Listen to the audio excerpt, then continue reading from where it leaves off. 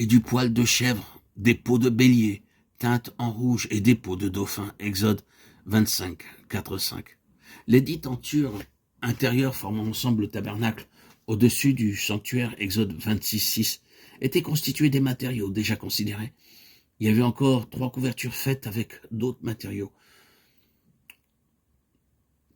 En premier, il y avait la tente du tabernacle qui était tissée de poils de chèvre. Elle était composée de 11 tapis assemblés. La largeur de chaque tapis était de 4 coudées, sa longueur de 30 coudées. Ensemble, ils couvraient le tabernacle, retombant sur les côtés et sur l'arrière. Ils étaient liés au-dessus du portail. Dans Proverbes, chapitre 30, versets 29 et 30, nous voyons 4 belles manières de se déplacer. L'allure digne du lion, le mouvement gracieux du lévrier, le pied sûr du bouc et enfin la démarche fière d'un roi qui a réussi à supprimer tous ses rivaux. Ils sont tous également remarquables dans leur marche. C'est un grand spectacle de voir un lion nageant dans une rivière rapide. Même quand le courant est rapide et impétueux, le lion traversera droit et le courant ne le fera pas changer de direction. C'est de cette manière que chaque chrétien devrait marcher, marchant droit devant soi, sans se laisser dévier par la tentation, quelle qu'elle soit. Lorsque nous avons vu le chemin de la justice, nous devons y marcher.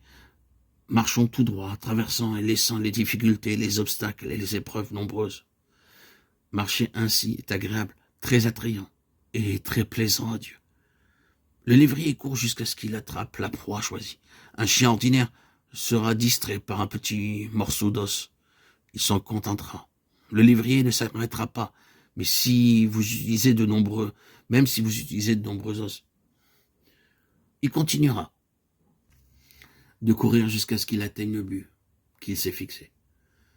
Notre Seigneur Jésus nous a confié à chacun un service à accomplir sur la terre et aucune somme d'argent, aucun pot de vin ne devrait pouvoir nous écarter de ce ministère ou de ce service. Nous devons courir avec la détermination du lévrier pour accomplir nos devoirs. Une telle marche est aussi très agréable au Seigneur. Un bouc peut escalader les monts les plus escarpés. Une forte pente ne le décourage pas parce qu'il est habitué à paître au sommet. Il apparaît plein de noblesse tandis qu'il grimpe, cherchant les hauteurs. C'est ainsi que nous devons aussi marcher. La vie chrétienne est semblable à l'ascension d'une très haute colline. Voulez-vous voir la gloire de Dieu? Vous aurez à surmonter des collines de difficultés, en refusant le découragement et en ne retournant pas en arrière. Ne soyez ni effrayés ni découragés lorsque vous rencontrerez des problèmes, mais avec joie et allégresse surmontez-les jusqu'à ce que vous soyez au sommet. Il y a des chrétiens qui, à cause de quelques difficultés, versent des larmes sur leur oreiller la nuit.